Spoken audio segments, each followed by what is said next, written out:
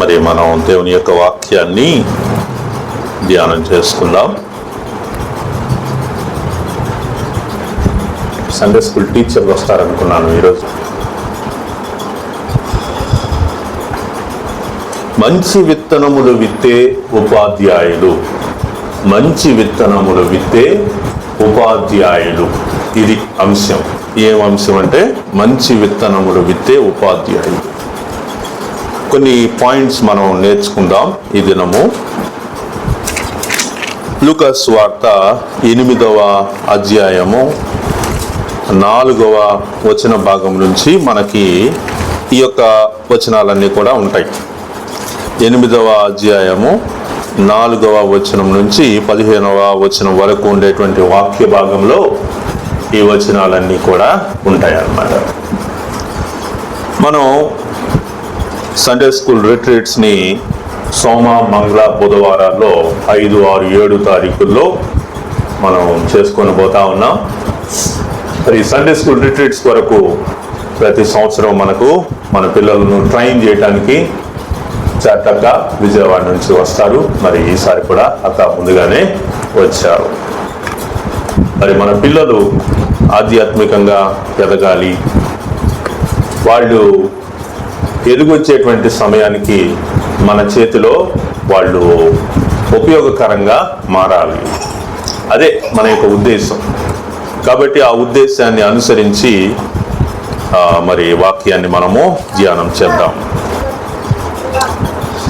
మొదట పనిని అర్థం చేసుకోవడానికి ప్రయత్నం చేయాలి. మొదట దేన్ని అర్థం చేసుకోవాలంటే నా పని ఏంటి అనే విషయాన్ని అర్థం చేసుకోవాలి. నాకు ఇవ్వబడినటువంటి పని ఏంటి, నేను చేసే పని ఏంటి అనే విషయాన్ని అర్థం చేసుకోవాలి. మీ పనిని అర్థం చేసుకోండి. కేవలం నేను బోధకుణ్ణి అనే మాట వదిలేసి నేను విత్తువాడిని అనే విషయాన్ని కూడా గుర్తుపెట్టుకోవాలి. మరి మీరు వచ్చినటువంటి వాళ్ళందరూ ఈ యొక్క వాక్య ధ్యానాన్ని మీరు ధ్యానం చేయాలని ఆశపడతా ఉన్నా. పిల్లల హృదయాల్లో దేవుని వాక్యం అనే విత్తనాన్ని మనం నాటుతున్నాం. లూకా 8:11లో ఈ మాట అంటాడు, విత్తనము దేవుని యొక్క వాక్యము. విత్తనము దేవుని యొక్క వాక్యం.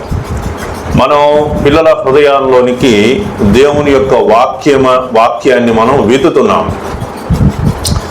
తర్వాత విత్తనం శక్తివంతమైనది, కానీ దానికి విత్తనం చాలా శక్తివంతమైనది, కానీ అది పండాలంటే అది ఎక్కడ పడాలంటే మంచి నేలలోనే పడాలి.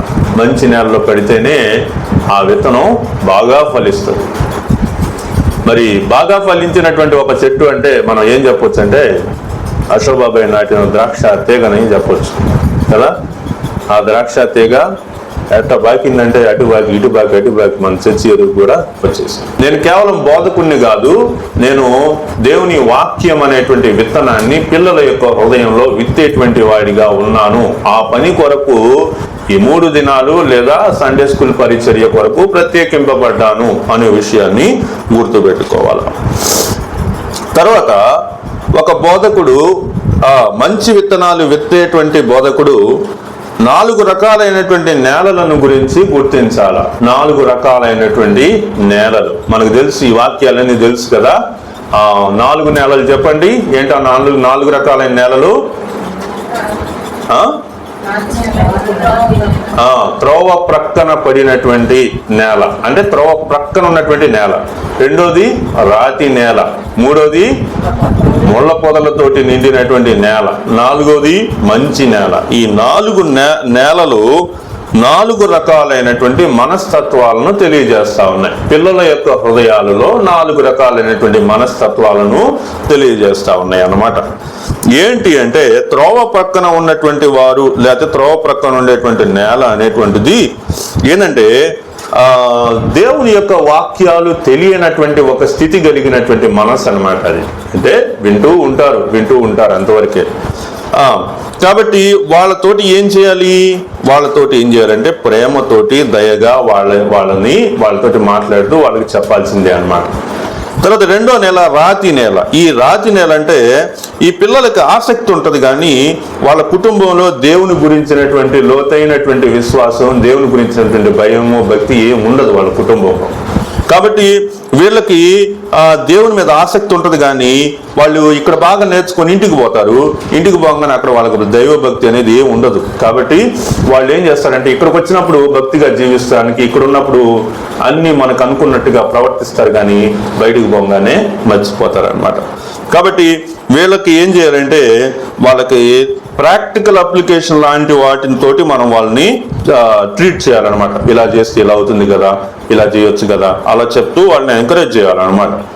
ముండ్ల తొప్పులు కలిగినటువంటి నేల ఏంటంటే వాళ్ళకి లోకాశలు కలిగినటువంటి పిల్లలు అనమాట. వీళ్ళకి ఎక్కువ ఏముంటాయంటే దేవుని మీద నమ్మకం కంటే కూడా లోకం మీద ఆశ అనేటువంటిది ఎక్కువ ఉంటుంది. చిన్నపిల్లలకి లోకాశ ఏముంటుంది, ఏంది అలా మాట్లాడుతున్నారంటే ఉంటుంది, తప్పకుండా ఉంటుంది. మంచి డ్రెస్సులు వేసుకోవాలి, మంచి ఫుడ్ తినాలి, నా బర్త్డే గ్రాండ్గా జరగాలి, దేవుడి కంటే కూడా ఇలాంటి విషయాలు ఎక్కువ ఉండాలి, దేవుడిని నేను ప్రేమించాలి అనే విషయాల కంటే ఇవే ఎక్కువ ఉంటాయి అన్నమాట వాళ్ళ హృదయంలో. కాబట్టి ఇలాంటి కలుపు లక్షణాలని మనం వాళ్ళ నుంచి ఎలా వేరేయాలి అంటే నిరీక్షణ, ప్రార్థన, ఆనందం అనేటువంటి 3 విషయాలను వాళ్ళకు చూపుతూ వాళ్ళ గురించి మనం ట్రీట్ చేస్తే మరి వాళ్ళు ఆ ముండ్ల తుప్పలు అనేటువంటి స్థితిలో నుంచి మంచి నేల అనేటువంటి స్థితిలోనికి వస్తారు. ఇంకా 4వ నేల మంచి నేల అనేటువంటిది ఇక్కడ ఏం తెలియజేస్తుందంటే పైన ఉన్నటువంటి ఆ 3 నేలల గురించినటువంటి విషయాన్ని మనం అర్థం చేసుకున్నప్పుడు వాళ్ళలో ఉన్నటువంటి మరి వాళ్ళ కుటుంబ విషయాలు, వాళ్ళకు ఉండేటువంటి లోకాశలు ఇవన్నీ కూడా చిన్నగా తొలగిపోతూ వాళ్ళు దేవుని మీద సమయాన్ని మరి పెట్టడానికి వీలవుతుంది అనమాట. వీళ్ళు ఏం చేస్తారంటే దేవుని యొక్క వాక్యం వినగానే వెంటనే అంగీకరించి వాళ్ళు దేవుని నమ్ముకోవడానికి ముందుకు వస్తారనమాట. కాబట్టి వాళ్ళ కోసం ఏం చేయాలంటే మరి సత్యము, ప్రార్థన అనేటువంటి నీటితోటి వాళ్ళని పెంచి వాళ్ళకి అలాంటి నీరు పోయటం వలన వాళ్ళలో మనం ఏం చూస్తామంటే మారు మనసు, రక్షణ, పాప క్షమాపణ అనేటువంటి వాటి ద్వారా ఆత్మల రక్షణ అనేటువంటి ఫలాన్ని మనం చూస్తామన్నమాట. కాబట్టి ఇవి 4 రకాలైన గుణాలు కలిగినటువంటి నేలలుగా మనము చూస్తా ఉన్నాం. తర్వాత చెడ్డ నేలను మంచి నేలగా ఎలా చేయాలి అంతే కదా. ఈ పైన చూసిన 3 నేలల్లో ఒక రకమైన చెడ్డ నేలలే కదా, ఫలాన్ని ఇవ్వలేనటువంటి నేలలే కదా. మరి అలాంటి చెడ్డ నేలల్ని మంచి నేలలుగా ఎలా మార్చాలి? పిల్లల యొక్క హృదయాన్ని మనం గమనించినప్పుడు ఒక్కొక్కరు ఒక్కో రకంగా ఉంటారు. జూనియర్స్ని ఒక 10 మందిని 15 మందిని కూర్చోబెడితే 15 మంది 15 యాంగిల్స్లో ఉంటారు. వాళ్ళు ఎవరు ఒకే యాంగిల్లో ఉండరు. కాబట్టి వాళ్ళ యొక్క హృదయంలో ఉండేటువంటి రకరకాలైనటువంటి భావాలను మనం అర్థం చేసుకుంటూ మరి చెడ్డ నేలగా ఉండేటువంటి వాళ్ళని మంచి నేలగా ఎలా మార్చాలి అంటే మొదట ప్రార్థన ద్వారా ప్రభువా వాళ్ళకి మృదువైన మనసు దయచేయి, నా మాటినే మనసు దయచేయమని వాళ్ళ కోసం మనం ప్రార్థిస్తూ ఉండాలి. రెండోది మన క్యారెక్టర్ ద్వారా. పిల్లలు ఎప్పుడు కూడా మనం ఏం చెప్తున్నామో అది విని గుడ్డిగా నమ్మరు. మనం చెప్పేటువంటి వాక్యము, మన యొక్క జీవితము, మన యొక్క మాట తీరు ఇవన్నీ చూస్తారు. అవి చూసి అవన్నీ ఈక్వల్గా ఉంటే అప్పుడు వాళ్ళు నమ్ముతారు. అవునరా, అక్క చెప్పినట్టుగానే అక్క జీవించిద్దిరా, అక్క ఏం చెప్పిద్దో అదే చేసిద్దిరా అనే మాట వాళ్ళకి ఎప్పుడైతే హృదయంలోనికి తాకిద్దో వాళ్ళు అప్పటి నుంచి వింటారనమాట. అప్పటి నుంచి వింటా ఉంటారు. అంతేగాని మనం ఒక మాట పైకి ఒక మాట చెప్పి లేకపోతే లోపలికి ఇంకో ఉద్దేశంతో అది చెప్పి మనం చేసే పనులకి చెప్పేటువంటి వాక్యానికి సంబంధమే లేనప్పుడు పిల్లలు వినరు. పిల్లలు నవ్వులాటుగా తీసుకుంటారు. పిల్లలే సహించటం అన్నమాట. ఏ నేలైనా ఒక్క రాత్రిలో మారిపోద్దా? మారదు కదా. ఇప్పుడు ముళ్ళ తుప్పలతో కూడినటువంటి నేల ఉందనుకోండి, అది మంచి నేలగా మారాలంటే ఏం జరగాలి? దాంట్లో ఆ ముండ్ల తుప్పలన్నీ తొలగించబడాలి, దాంట్లో ఉండేటువంటి చేదైన వేర్లన్నీ పోవాలి, దాంట్లో ఉండే రాళ్ళన్నీ పోవాలి. అప్పుడు కదా అది మంచి నేల అవుతుంది. కాబట్టి ఒక నేల అనేటువంటిది ఓవర్ నైట్లో ఒక రాత్రికల్లా మార్పు చెందిపోయింది అంటే అది మనం నమ్మలేము. కాబట్టి అది మారే వరకు మనం ఏం చేయాలా? సహనంతో వెయిట్ చేయాలి, ఎదురు చూడాలన్నమాట. జకరియా గ్రంథం 4వ అధ్యాయం 6వ వచనంలో నుంచి ఒక మాట చూద్దాం. జకరియా గ్రంథం 4వ అధ్యాయం 6వ వచనంలో ఏముంది అక్కడ? ఏమన్నాడు? అప్పుడు అతడు నాతో ఇట్లను, జెరుబ్బాబెలు నాకు ప్రత్యక్షమగు యెహోవా వాక్కు ఇదే, శక్తి చేతనైనను బలము చేతనైనను కాక ఆత్మ చేతన ఇది జరుగునని సైన్యములకు అధిపతి యెహోవా సెలవిచ్చాను. కాబట్టి శక్తి చేత బలము చేత నేను అది చేసి పిల్లల్ని ప్రభు దగ్గరికి నడిపిస్తానంటే అది అవ్వదు. దేని ద్వారా అవుతుంది? పరిశుద్ధాత్మ శక్తి ద్వారా మాత్రమే. దేని ద్వారా? నా ఆత్మ చేతనే ఇది జరుగును. కాబట్టి పరిశుద్ధాత్మ శక్తి సహాయత మీద మనం ఆధారపడాలి. పరిశుద్ధాత్మ శక్తి సహాయత మీద మనము ఆధారపడినప్పుడే పిల్లల్లో మార్పు అనేటువంటి దాన్ని మనం చూడగలం. కానీ మనం ఏదో ఆ పై యాక్టివిటీస్ అవన్నీ చేయటం వల్ల మాత్రం మారుతారనుకోవటం పొరపాటు. కాబట్టి చెడ్డ నేలను మంచి నేలగా మార్చడానికి ఈ విషయాలన్నీ కూడా మనము చేయాలి. ఇప్పుడు మనం మంచి నేలను విత్తేటువంటి టీచర్లకు ఉండాల్సినటువంటి గుణగణాలు లేదా వాళ్ళకు ఉండేటువంటి గుణాలు ఏమై ఉండాలో కూడా మనం చూద్దాం. ఏంటి చెప్పండి?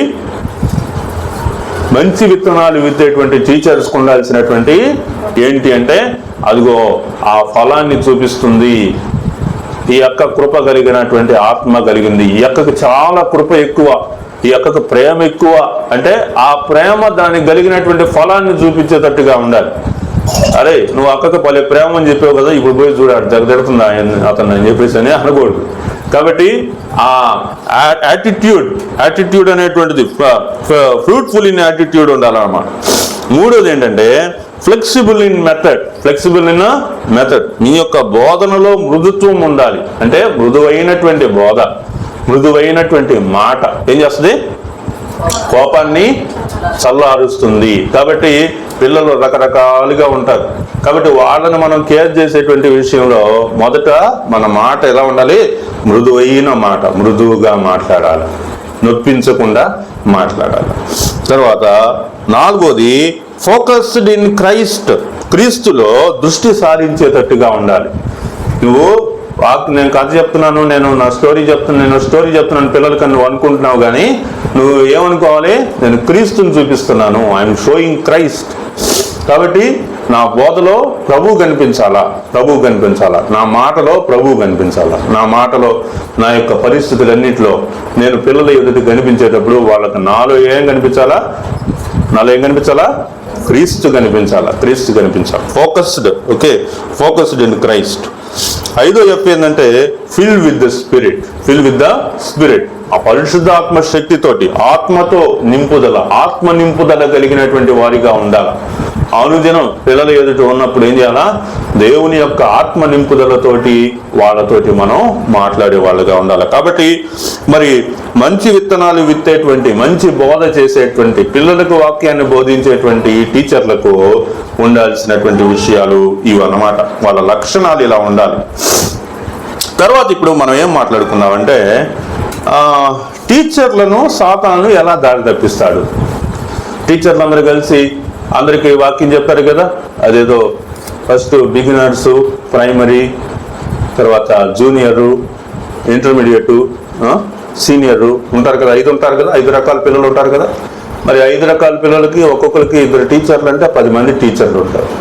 వీళ్ళు కాకుండా మెయిన్ టీచర్లు ఒక 2-3 ఉంటారు, 13 మంది ఉంటారు.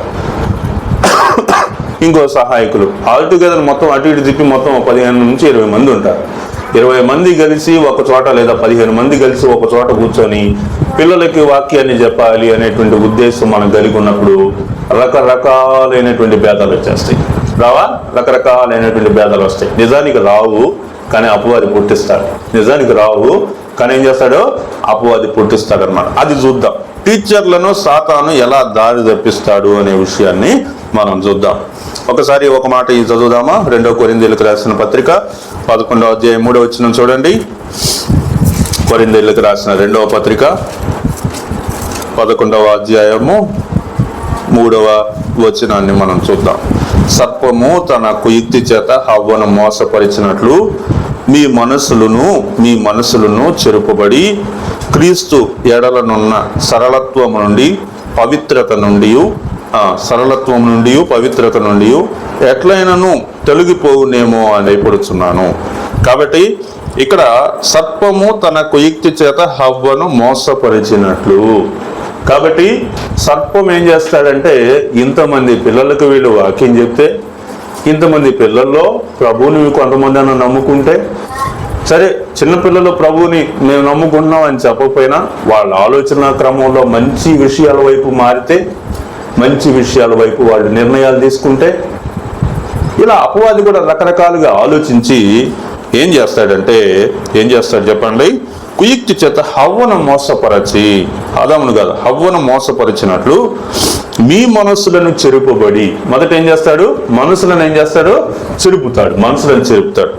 రెండోది ఏం చేస్తాడు, క్రీస్తు ఎడలనున్న సరళత్వము నుండి, క్రీస్తు ఎడల ఉన్నటువంటి సరళత్వం ఒకటి ఉంది, ఆ సరళత్వం నుంచి తర్వాత ఎట్లయినా తొలగిపోనేమో అని భయపడుతున్నాను, ఎలాగైనా తొలగిపోతారేమో అని భయపడుతున్నాను అంటున్నాడు. ఇక్కడ నేను 5 విషయాలని మీ ముందు ఉంచబోతున్నాను. అపవాది టీచర్లను ఏ విధంగా మరి దారి తప్పిస్తాడు అనేటువంటి విషయాలు, 5 విషయాలు నేను మీ ముందు ఉంచుతాను. మొదటిది ఏంటంటే, దీనత్వంగా ఉండాల్సినటువంటి టీచర్ గారు గర్వంతో నిండిపోతారు. ఏమవుతారు చెప్పండి, దీనత్వంగా మెలగాల్సినటువంటి టీచర్ గారు ఎలా మారిపోతారు, గర్విష్ఠులుగా లేదా గర్వంగా మారిపోతారు ఆ రోజు. ఓకే, కాబట్టి దీనత్వంగా ఉండాల్సిన చోట గర్వంగా ఉంటారనమాట. ఇలా ఉంటే జరిగేటువంటి ప్రమాదం, డేంజర్ ఏంటో చూద్దాం. డేంజర్ ఏంటంటే, వాళ్ళు ఇలా అంటారండి, నేను ఉదాహరణ చెప్తున్నా, ఖచ్చితంగా ఇలా అంటారని కాదు, ఉదాహరణ చెప్తున్నా. I know better than others. My way is best. ఏమంటారు? I know better than others. I know better than every teacher. నాకే బాగా తెలుసు, నేనే బెస్ట్ అని అంటారు. ప్రమాదం, అది ప్రమాదం. నేనే బెస్ట్ అనగానే అప్పుడు టీచర్లు అందరూ సండే స్కూల్ పాట అనుకోరు. అది ఏ పాట? సండే స్కూల్ పాట. నేనే బెస్ట్గా ఏం పాట అది? అందరికంటే నేనే బెస్ట్గా ఉందా ఆ పాట? అలాంటి పాట ఇది విన్నాను నేను, మన దగ్గర మరి బయట ఎవరో విన్నాను. కాబట్టి ఇక్కడ ఐఎమ్ ది బెస్ట్ అంటారనమాట. ఐఎమ్ ది బెస్ట్ అనగానే మిగతా టీచర్లు బయటకు అనకపోయినా మనసులో ఏమనుకుంటారు, అయితే నేను బెస్ట్ కదా అనేటువంటి డీవియేటెడ్ ఆలోచన వచ్చేస్తుంది అన్నమాట. దీని యొక్క రిజల్ట్ ఏమవుతుందంటే, కలిసి పని చేయకుండా చేస్తుంది అన్నమాట. దీని రిజల్ట్ ఏం చేస్తుంది చెప్పండి, వాళ్ళని కలిసి పని చేయకుండా చేస్తుంది. తర్వాత దీన్ని ఆత్మీయమైన గర్వం అని కూడా అంటాం. దీన్ని ఏమంటారు చెప్పండి, ఆత్మీయమైన గర్వం. నేను ఇంత సీనియారిటీ ఉంది, నేను చెప్పిన మాట వినరా మీరు, నేను చెప్పింది చేయరా అనేటువంటి ఒక గర్వంతో నిండిపోతారనమాట. దీనికి మందు ఎందుకు చెప్తాం. ఓకే, మొదట ఏంది, ప్రమాదం ఒకటి ఎదురు కనిపించింది. ఆ ప్రమాదం వల్ల వచ్చే రిజల్ట్ ఏందో మనం చూసాము. దానికి ఒక మందు తీసుకొచ్చాను నేను, ఆ మందు కూడా చూద్దాం. చూడండి ఏంటది, సామెతల గ్రంథం 16:18 చూడండి.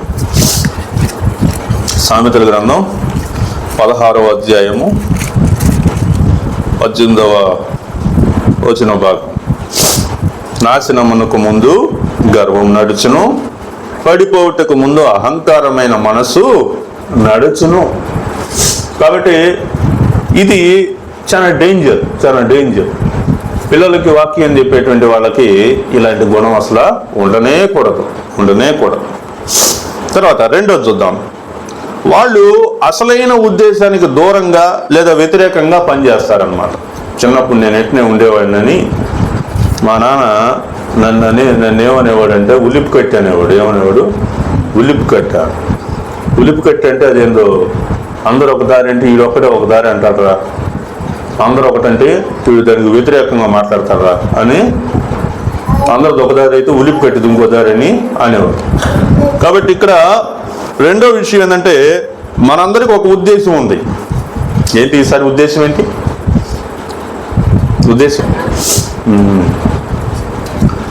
మరి ఆ థీమ్కి, ఆ ఉద్దేశానికి తగినట్టుగా అందరూ కూడా పనిచేసి ముందుకెళ్ళాలన్నమాట.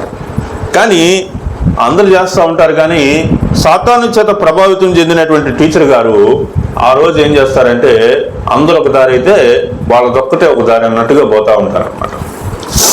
దానివల్ల వచ్చే ప్రమాదం ఏంటంటే, డేంజర్ ఏంటంటే, సువార్త పని కంటే వేరే వాటిపై శ్రద్ధ చూపుతారు అనమాట. అంటే దేని వైపు చూపుతారు శ్రద్ధ? కథలో సారాంశంలో పిల్లలు అర్థం చేసుకోవాల్సిన విషయం ఇది ఉందనుకో, అది చెప్పకుండా దాన్ని ఒక కథలో నుంచి ఒక డ్యాన్స్లోకి, ఒక క్రాఫ్ట్ వర్క్లోకి, లేకపోతే ఇంకా వేరే వేరే విషయాల్లోనికి మార్చేస్తారనమాట. ఓకే, ఆటల్లోకి, డ్యాన్సుల్లోకి అట్లా మార్చేసి స్వార్థ పని కంటే కూడా వేరే వేరే విషయాలపై శ్రద్ధ కలిగేటట్టుగా చేస్తారనమాట. అది ప్రమాదం. దానివల్ల వచ్చేటువంటి రిజల్ట్ ఏమవుతుందంటే ఎవాంజలిజం అనే దానికి బదులు ఎంటర్టైన్మెంట్ మాత్రమే ఉంటుంది అనమాట. పిల్లలు వచ్చినప్పుడు వాళ్ళకి మనం ఎవాంజలిజంని అందించాలి, స్వార్థీకరణ చేయాలి అనేటువంటిది మనం అనుకుంటే దానికి ఒక మందు ఉంది మనకి. ఆ మందు ఏంటంటే కొలస్సీలకు రాసిన పత్రిక 3:17 చూడండి. కొలస్సీలకు రాసిన పత్రిక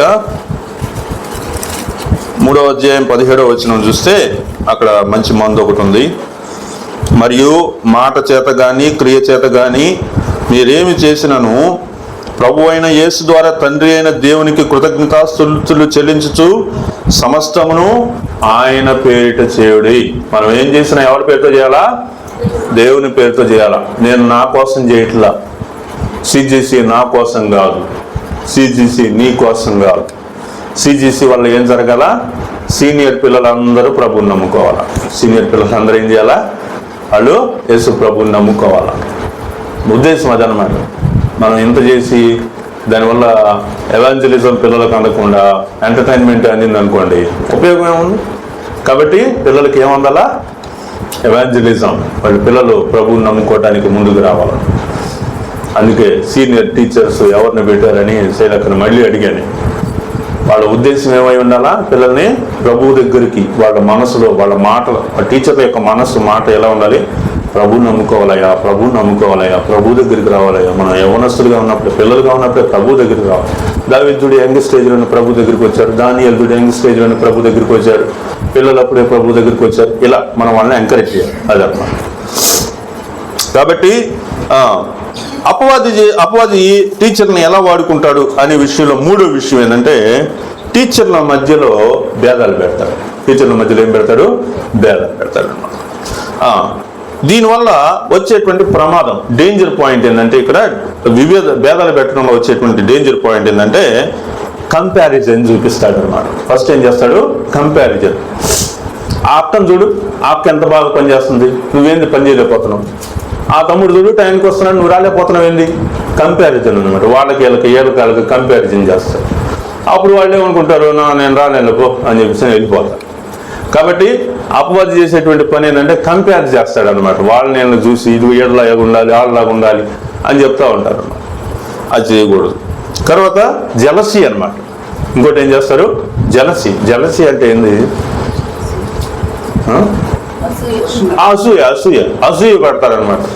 అబ్బో, సెకండ్ సెషన్కి డ్రెస్ వేసుకోవటం అవసరమా? అసూయ అనమాట. అది అసూయ. అబ్బో ఏంటి అమ్మో ఎట్టొచ్చావు, అట్టొచ్చావు, అమ్మో నన్నే చూసి తట్టుకోలేకపోతుంది, ఇంకా ప్రభు గురించి ఏం చెప్పిద్ది, నేను రాను పో అని వెళ్ళిపోతారు. అప్పుడు ఆ సెషన్లో ఎవరు వాక్యం వినాలో పిల్లలు, వాళ్ళకేమవుతుంది చెప్పండి? వాళ్ళకి ఆ టీచర్ రాదు. ఆ టీచర్ రాకపోవడం వల్ల ఏమవుతుంది?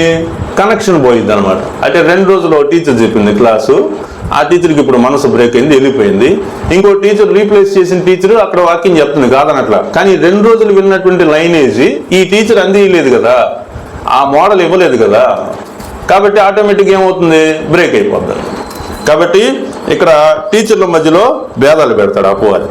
కాబట్టి ప్రమాదం ఏంటంటే కంపారిజన్, జలస్, తర్వాత అఫెన్స్ బిట్వీన్ టీమ్ మెంబర్స్. అంటే టీచర్ల మధ్యలో ఇంకా అఫెన్స్ క్రియేట్ చేస్తాడనమాట. అఫెన్స్ క్రియేట్ చేస్తాడు. అమ్మో వాళ్ళని పిలిచావా, టీచర్గా పెట్టావా, ఇంకేముంది? ఇది అఫెన్స్ అనమాట. నీకెందుకు?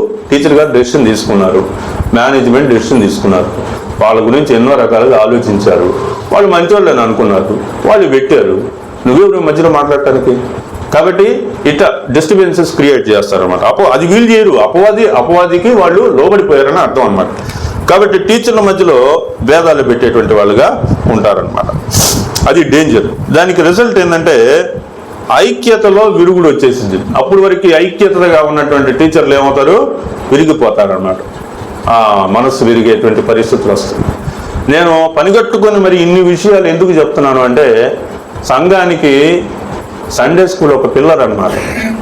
4 పిల్లర్స్ ఉంటే ఒక బిల్డింగ్ నిలబెట్టడానికి 4 పిల్లర్స్ అవసరమైతే ఆ 4 పిల్లర్స్లో సండే స్కూల్ ఒక పిల్లర్ అన్నమాట, ఒక స్తంభం.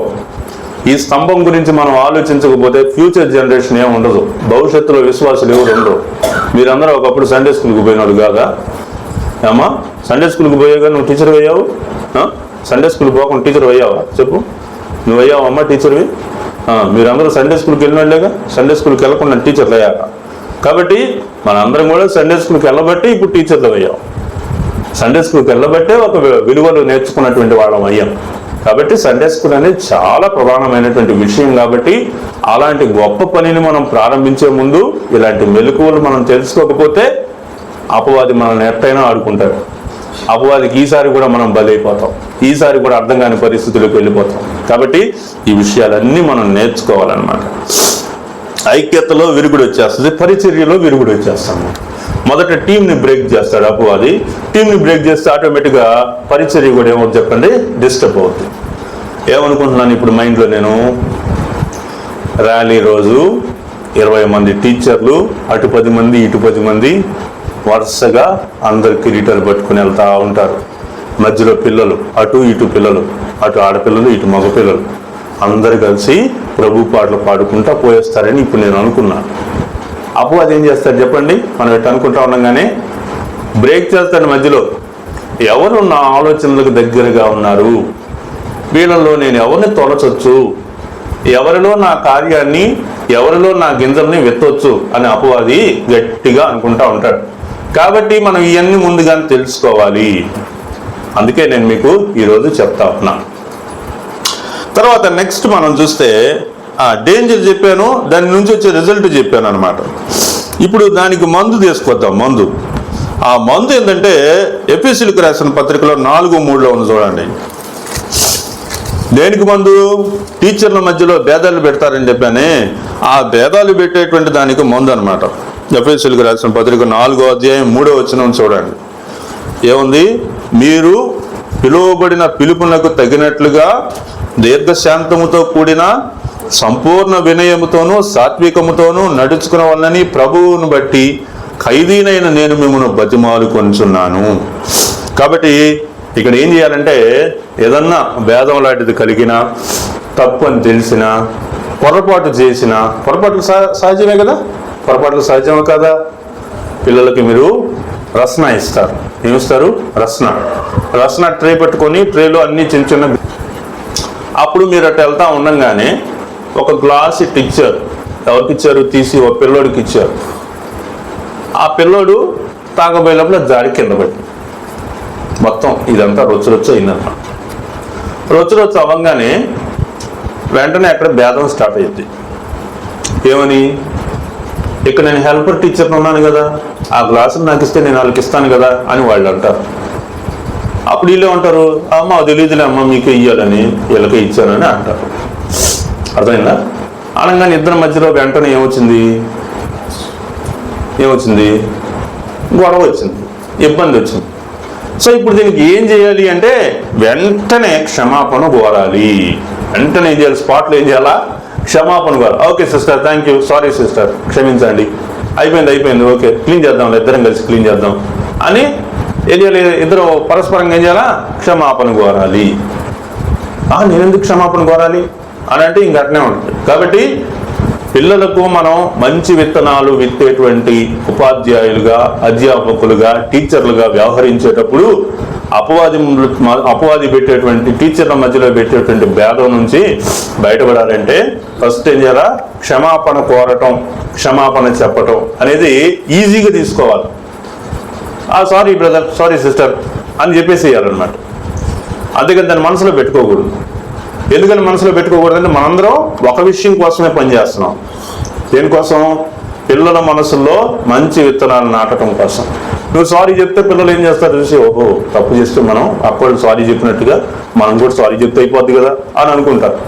అందుకని మీరు గొడవ ఆడుకుంటున్నారు అనుకోండి, అప్పుడు అపవాది నవ్వుకుంటాడు, పిల్లలు ఏం చేస్తారు, వాళ్ళ మనసు మారిపోదు, ఇంకా డ్రాయింగ్ ఇంకిద్దాం లేరా అక్కలేదు అనుకుంటున్నారు అని అనుకుంటారు. కాబట్టి మనల్ని పిలిచినటువంటి పిలుపుని గుర్తుపెట్టుకోవాలా. ఎందుకు నేను ఇక్కడికి వచ్చాను, ఏం చెప్తున్నాను, ఎవరికి చెప్తున్నాను, ఎలా చెప్తున్నాను, ఇవన్నీ నేను ఆలోచించుకుంటా ఏం చేయాలండి, మీరు పిలువబడినటువంటి పిలుపునకు తగినట్టుగా దీర్ఘశాంతముతో కూడిన సంపూర్ణ వినయముతోనూ సాత్వికముతోనూ నడుచుకోవాలి. ఏం చేయాలా, దీర్ఘశాంతం ఉండాలా, సంపూర్ణ వినయం ఉండాలా, సాత్వికం ఉండాలా. ఈ మూడింటిని మైండ్లో పెట్టుకునే ఉండాలి ఎప్పుడు. ఎందుకని మూడింటిని మైండ్లో పెట్టుకోవాలంటే అపవాది ఎలాగైనా శోధిస్తాడు, అపవాది ఏదో ఒక యాంగిల్లో దిగుతాడు, అపవాది ఏదో ఒక గలిబిలి చేస్తాడు అనే ఆలోచన మన మైండ్లో ముందుగానే ఉందనుకోండి, ఈ విషయాలన్నింటినీ మన మనసులో ముందుగానే పెట్టేసుకుంటాం కాబట్టి గలిబిలి రంగానే మనం కంగారు పడం. గలిబిలి రంగానే కంగారు పడకుండా ఏం చేస్తాము, అపవాది స్టార్ట్ చేశాడరా అని అనుకుని సారీ సిస్టర్ అంటాం, సారీ సిస్టర్, సారీ బ్రదర్ అంటాం, అయిపోద్ది అనమాట అందరితో. అది తర్వాత మనము ఇంకొక విషయాన్ని చూద్దాం. ఏంటి, టీచర్లను సాతాను ఎలా దారి తప్పిస్తాడనే విషయంలో 4వ విషయం చూస్తున్నాం. ఏంటో చెప్పండి, సోమరితనం, అశ్రద్ధ చూపే మనస్సు కలిగి ఉండటం. సోమరితనం, అశ్రద్ధ అనేటువంటి మనస్సు కలిగి ఉంటారనమాట టీచర్లు. దానివల్ల వచ్చేటువంటి డేంజర్ ఏంటంటే, ప్రభావం ఏంటంటే, వాళ్ళు ఏమనుకుంటారంటే వాళ్ళు పిల్లలు వాళ్ళ కోసం మనం ఇంత ప్రిపేర్ అయ్యేది వెళ్ళి గబక్కని చెప్పేసి దానికి ప్రిపరేషన్ అవసరమా అని మనసులో వాళ్ళు అనుకుంటారు అనమాట. దానివల్ల వచ్చే రిజల్ట్ ఏంటంటే వాళ్ళ బోధ, వాళ్ళ యొక్క టీచింగ్, వాళ్ళ స్టోరీ లోతైనటువంటి విషయాలు చెప్పలేదు, లోతైన వివరాలు అందించలేదు, లేదా పిల్లల యొక్క మనసును తాకగలిగేంత వాక్య ధ్యానం అనేది అవ్వదు. కాబట్టి దేవుడిచ్చిన ఒక అవకాశాన్ని, పిల్లలకు వాక్యాన్ని చెప్పే, పిల్లలకు మంచి విత్తనాలు వాళ్ళ హృదయంలో నాటేటువంటి సమయాన్ని నువ్వు జార విడుచుకున్నటువంటి దానివి వాటివి అవుతావని గుర్తుపెట్టుకోవాలి. మరి దీనికి ముందు ఏంది, 2 తిమోతి 2:15 చూడండి. తిమోతికి రాసిన 2వ పత్రిక 2వ అధ్యాయం 15వ వచనంలో ఏముంది, దేవుని ఎదుట యోగ్యుని గాను సిగ్గుపడనక్కర్లేని పనివాని గాను సత్యవాక్యమును సరిగా విభజించువాని గాను నీవే దేవునికి కనపరచుటకు జాగ్రత్త పడుము. కాబట్టి జాగ్రత్త పడాలి, సోమర్థనాన్ని వేడాలి. ఈ విషయంలో ప్రభు వాక్యాన్ని ధ్యానం చేసే విషయంలో ఇంకా టైం ఉంది కదా, చూసేసాను, ఆ స్టోరీ తెలిసింది, ఏంది అదేగా, చేప మింగిద్ది, చేప ఊసిద్ది, తర్వాత బయటకు వచ్చిన తర్వాత వాళ్ళకి వాక్యం చెప్తాడు, ఆ రోజు బర్రెలు గొర్రెలు ఏమో అన్నం తినమంట, అదే కదా ఆ స్టోరీ కదా వచ్చిందిలే. నువ్వు చెప్పిన మొక్కలోనే కనెక్టివిటీ లేదు, ఇంక మళ్ళీ నువ్వు ఆడికి పోయి ఏం చెప్తావు నువ్వు. కాబట్టి సోమరితనాన్ని కలిగిస్తుంది అపవాది. ఏం చేస్తుంది, సోమరితనం. ఎందుకని ముందుగానే నాకు తెలివి ఉందనేటువంటి ఉద్దేశాన్ని చూపిస్తుంది అనమాట. కాబట్టి ఆ సోమరితనాన్ని నుంచి బయటపడాలి. ఇంకొక 5వ విషయం ఏంటంటే, అబద్ధ బోధలు లేదా లోకపరమైన ఆలోచనలకు తావు ఇవ్వడం. నీ బోధలో ఏముంటుందంటే, నీ బోధలో కొన్నిసార్లు ఇలా అనిపిస్తుంది అనమాట. ఎలా అంటే, పిల్లలకు బోధ మనం చెప్తున్నాం వాక్యం, పిల్లలకు వాక్యం చెప్పేటప్పుడు ఎలా చెప్పాలి, పిల్లలకి చెప్పేటప్పుడు కొన్ని కథలు, కొన్ని స్టోరీలు, కొన్ని ఇవన్నీ కలిపి మనం చెప్తే బాగా అర్థమైంది అనే విషయంలో మనం ఏం చేస్తామంటే చిన్నగా దేవుని వాక్యం పక్కకి వెళ్ళిపోతుంది. దేవుడు అనే మాట కూడా రాదు. ఈ మధ్య వస్తున్న కొత్త ప్రభువుని గురించిన క్రిస్టియన్ బ్రదర్స్ సిస్టర్స్ యూట్యూబ్లో పాటలు పాడుతున్నారు. దేవుడు అనే మాట ఉండదు, మిగతా అన్నీ ఉంటాయి అన్నమాట. యేసు ప్రభు అనే మాటే రాదు, పాట అంతా ఉంటుంది. అలా అయిపోద్ది అన్నమాట మన పరిస్థితి. కాబట్టి దానివల్ల వచ్చే ప్రమాదం ఏంటంటే, దేవుని సత్యానికి మనిషి ఆలోచనలను కలపడం. దేవుని వాక్య సత్యానికి మనం ఏం చేస్తాం, మన సొంత ఆలోచనలు కలుపుతాం అన్నమాట. దానివల్ల వచ్చే రిజల్ట్ ఏంటంటే, పిల్లల విశ్వాసంలో కలవరం ఏర్పడుద్ది, కన్ఫ్యూజన్ ఏర్పడుద్ది అనమాట. పిల్లలు ఏం నమ్ముతున్నావురా, మనం దేవుడి గురించి చెప్తుందా లేకపోతే ఇంక దేని గురించి అని చెప్తుందా అని ఒక కన్ఫ్యూజన్ వచ్చేస్తుంది అనమాట. కాబట్టి దేవుని వాక్యంపై మాత్రమే మనం ఆధారపడాలా. కావాలంటే వాక్యం చూడండి. తర్వాత తీతు పత్రిక 2వ అధ్యాయం 7-8 వచనాలు మీరు చూడండి. ఇంకొక విషయం ఏంటంటే, నిజమైనటువంటి కాపు ఆ 4 పంటల్లో, మరి 4 రకాలైన నేలల్లో విత్తువాడు విత్తనాలు వేసినప్పుడు విత్తువాడి యొక్క ఆలోచన ఏం చెప్పండి. విత్తువాడు ఎందుకు విత్తుతాడు? విత్తువాడు విత్తితే ఆ విత్తనాల కోసం పక్షులు వస్తాయి, పక్షులను పట్టుకొని తినాలనే. పక్షుల గురించా విత్తువాడి యొక్క ఆలోచన? విత్తువాడి యొక్క ఉపయోగం ఏంటి? విత్తువాడు ఎందుకు విత్తుతున్నాడు? పంట కోసం, మంచి పంట కోసం. విత్తువాడి యొక్క ఉద్దేశం పంటే కావాల్సింది, అదనమాట. కాబట్టి ఆ పంట ఏంటి అంటే ఆత్మల రక్షణ. ఆత్మల రక్షణ అనేటువంటిదే మన యొక్క గురిగా మనం పెట్టుకొని మనం ఏమైనా చేయి, నువ్వు ఎలాంటి బాధనైనా అనుభవించు, నువ్వేమైనా చేయి, కానీ నీ మైండ్లో ఏముండాలా? ఈ పిల్లోడి దగ్గర నేను కాసేపు కూర్చున్నానంటే, ఈ పాప దగ్గర, ఈ బాబు దగ్గర కాసేపు నేను కూర్చున్నానంటే నా మాటల్లో నుంచి ఎంత వాక్యం ఈ పిల్లల యొక్క మనసులోకి పోగలదు అనేటువంటి ఉద్దేశాన్ని ఆలోచించాలి. కంక్లూజన్ పాయింట్కి వచ్చాను. విశ్వాసపు విత్తనాలు విత్తే టీచర్గా ఒక తీర్మానం తీసుకోండి, ఒక నిర్ణయాన్ని తీసుకోండి. యెషయా గ్రంథం 6:8 ఏం చెప్తుంది చూడండి ఒకసారి. యెషయా గ్రంథం, అప్పుడు నేను ఎవరిని పంపిదను, మా నిమిత్తం ఎవడు పోవునని ప్రభు సెలవీయగా వింటిని, అంతటి నేను చిత్తగించుము, నేనున్నాను, నన్ను పంపుమనగా ఆయన నీవు పోయి ఈ జనులతో ఇట్లనుము. కాబట్టి ఈ రిట్రీట్కి ఎవరు పోతారు? ఇన్ని విషయాలు చెప్పాడు, ఏదన్నా మన గురించి ఏమన్నా ఆలోచిస్తున్నాడు అని అనుకోబాకండి. దేవుని కోసం ఎవరు పోతారు, దేవుని కోసం ఎవరు పోవాలి అనే విషయాన్ని మనం చూస్తే, దేవుడు ఎప్పుడు పర్ఫెక్ట్గా ఉండే వాళ్ళ కోసం చూడడం. నేను పర్ఫెక్ట్, దేవుని కోసం నేను అన్ని విధాలుగా పర్ఫెక్ట్ అనుకుంటే నువ్వు అవసరం లేదు. దేవుడికి ఎవరు కావాలో తెలుసా?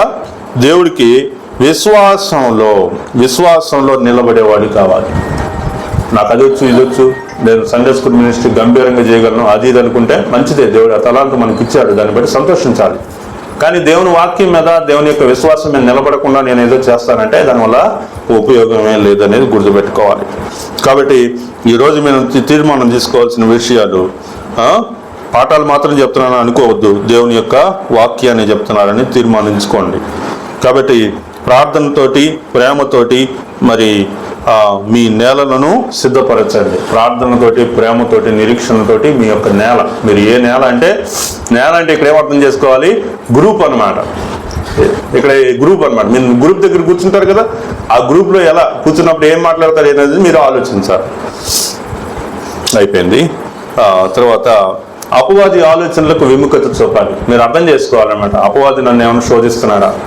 నా మాటలో, నా ప్రవర్తనలో, నా చూపులో, నా యొక్క వైఖరిలో అపవాది ఏమైనా కనిపిస్తున్నాడా? ఆలోచించుకొని ఎప్పుడు కూడా మనము ఎలా ఉండాలా? దీనత్వాన్ని చూపాలా. ఓకే, దీనత్వాన్ని చూపాలా. తర్వాత ఆత్మల రక్షణ దిశగానే పని చేయాలి. రైతు కాపు కోసం సేద్యం చేస్తాడు, కానీ ఏదో కాసేపు పొలం మీద డ్యాన్స్ చేస్తా విత్తనాలు చల్లుతాడా? పొలం మీద రైతు నిలబడి ఏం చేస్తాడు? విత్తనాలు ఎందుకు వేస్తాడు?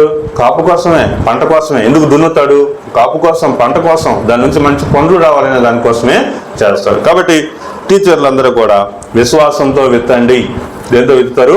విశ్వాసంతో విత్తండి, ప్రేమతో బోధించండి, తర్వాత ఫలాల కోసం ఎదురు చూడండి. అటు కృప మరి ఈ దినము చేరువచ్చినటువంటి బిడ్డలందరికీ, అదేవిధంగా CGCలో మరి వాక్యాన్ని అందించబోతున్నటువంటి టీచర్ అమ్మలందరికీ కూడా మరి యొక్క వాక్యం వర్తించాలని నేను దేవుని పేరట ఈ మాటలు నేను మీకు తెలియజేస్తా ఉన్నాను. దేవుడు తన యొక్క వాక్యాన్ని మన యొక్క వినికిడిలో ఆశీర్వదించి దీవించును గాక.